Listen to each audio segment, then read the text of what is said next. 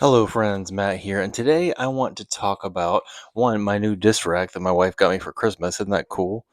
That one has 43 discs on it. And you can see the awesome Halo cloud breaker on the end, if I can line my finger up. Isn't that cool? But also I want to talk about a disc that I thought was pretty cool, but I haven't seen a whole lot of chatter about online. And that is a new-ish disc from Doomsday Disc, and that is the Crisis. I got this black Crisis with the cool Punisher-y looking skull stamp there. And if you haven't seen this guy before, they did a few different runs. They did a translucent plastic one that had like the financial crisis, a bunch of different life crises you could have. I've just got the classic crisis. I love the black look. My wife's friend calls it the Ninja Disc, and I think that's a pretty cool name for it. If you check out that profile, that is very reminiscent of if a Prodigy A2 came out board flat, which they sometimes do in 400 plastic. And honestly, that's not such a bad comparison to how it flies. This one almost feels a touch quicker, but not much.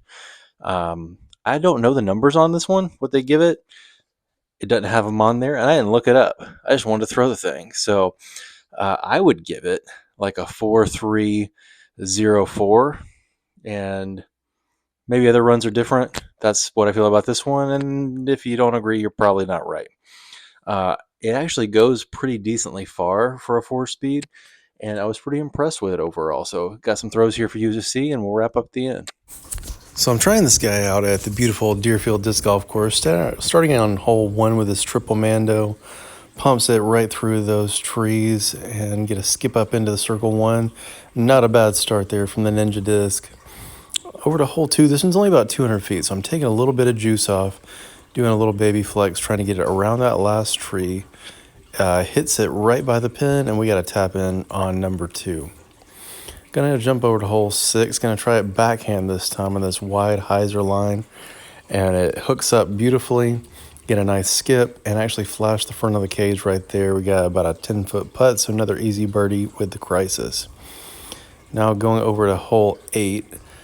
I'm ace running this one. It whips back perfectly and gets the skip I want, but unfortunately the OB is right behind that basket. It goes about 30 feet out of bounds. Easy tap in par, but I would have really loved that ace. That'd been cool.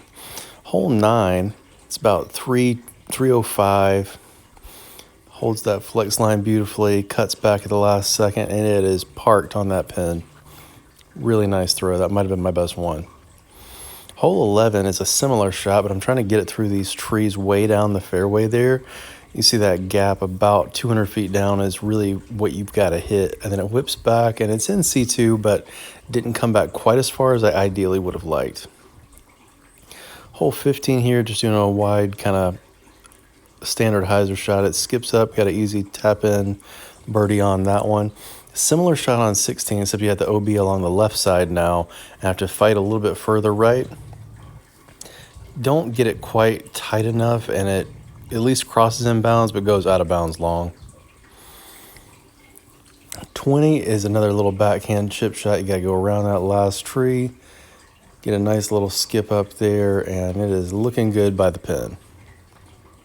So as you could probably tell with that svelte, almost driver-like profile, it's a lot shallower than something like a Zone OS, but it's not, and it's close to its Overstable, but not quite in that spot.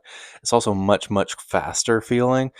Comes out quick, goes pretty long. I mean, I went long of the basket on hole 9 at Deerfield, and that's a 300-foot shot on a flex. So you can use it as a traditional overstable approach disc, but you can also push it into that like justice crossbow power mid-range type pyro deflector type area as well. It's almost quick enough to do that. Um, if I didn't bag an A2 and they basically just showed up in your bag at tournaments in Georgia, I would consider bagging this one. It's a good disc. The price is nice. And as long as they all fly as good as this one, I'd have no problem doing that. So good job, Doomsday. You guys came up with another winner. Yeah, I seem to like a lot of your weird ones too, but this is more of a classic disc that I feel like a lot of people could use. So thanks for watching. Hope you guys enjoyed it. I'll see you in the next one.